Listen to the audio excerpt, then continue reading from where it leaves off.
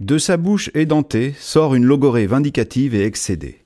Sa voix est aigrelette. Il se déplace en raclant le parquet avec sa patte folle et porte dans un seul mouvement un galurin trop grand et défraîchi, une vieille pétoire dont il fait usage à l'occasion et un trousseau de clés.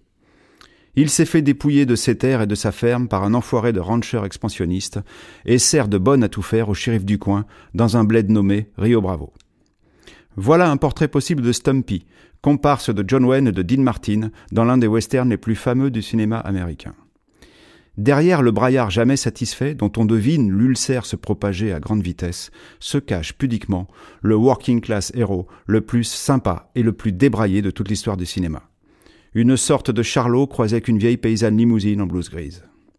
Un petit point linguistique avant de poursuivre et d'entendre le timbre mélodieux de notre héros. Une rapide recherche de traduction indique que Stumpy signifie courteau. You'd be in trouble. Well, what about me if somebody gunned me down? Don't you never think of me?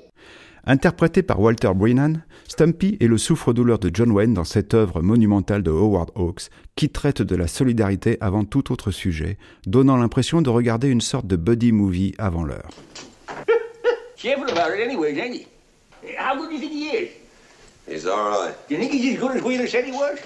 Well, he threw me my gun, and while it was still in the air, he got one of them, then he got another one. Good enough, good enough. Is he as good as I used to be? It'd be pretty close. I'd hate to have to live on the difference. Then you got the best of it. Him for me. What's he talking about, him for me? Well, come on, tell me. Nobody ever tells me nothing around here. You heard him, he's quitting. What's good into you? Look at me. Ain't that pretty? Huh? Shaking worse all the time. What can a man do with hands like that? Go ahead, tell me what. Well, take a drink. You said Chance told you to. You did, didn't you, Chance? You told him. He can take the whole bottle. Well, go ahead. Vieux cygne déplumé qui trompette à tout bout de champ, Stumpy est d'une pudeur remarquable. Il ronchonne, il se plaint, il cabotine, il harangue ses amis, alors que ce type hirsute n'est qu'une boule d'amour et d'humanité. Il lui arrive parfois d'avoir la gâchette facile, notamment lorsqu'il voit arriver Dean Martin après son bain annuel. Ce dernier, rasé, parfumé, et dans ses habits du dimanche, s'est mué en cible inconnue pour ce bon vieux Stumpy. Where's my fault? Word? Il s'agit d'être clair et ferme. Il est impossible de ne pas aimer Stumpy. Les enfants l'aiment. Les femmes l'aiment, les chats se frottent contre lui. Il est évident que les pigeons le suivent pour gratter de savoureuses miettes, et même John Wayne l'aime. Un peu moins monolithique qu'à l'accoutumée, John Wayne est clairement attendri et le couvre d'un regard mouillé quand il ne l'engueule pas. Mais ce sont des savons que seule l'amitié valide.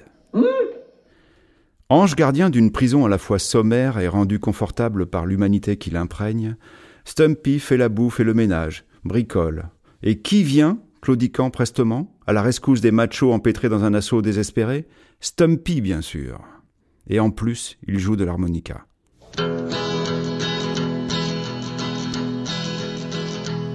I wish I was an apple. That's a good one. Hanging in the tree. And every time my sweetheart passed, she'd take a bite of me. She told me that she loved me. She called me Sugar Plum. She threw her arms around me. I thought my time had come. Get along home, Cindy, Cindy. Get along home, Cindy, Cindy. Get along home, Cindy. Walter Brennan a une carrière de près de 50 ans. Il a beaucoup tourné sous la direction de Richard Thorpe et de Howard Hawks. Bizarrement, il n'a tourné qu'un seul film sous la direction de John Ford. Mais comme ce film, c'est La poursuite infernale, tout va bien.